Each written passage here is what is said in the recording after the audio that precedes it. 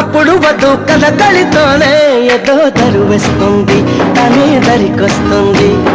పదరా ఆ పదరా అని నిలికేస్తుంది పదరా ఓ పొదకే అని సై అన్నట్టే పదరా ఆ పదరా అని నిలికేస్తుంది పదరా ఓ పొదకే అని సై అన్నట్టే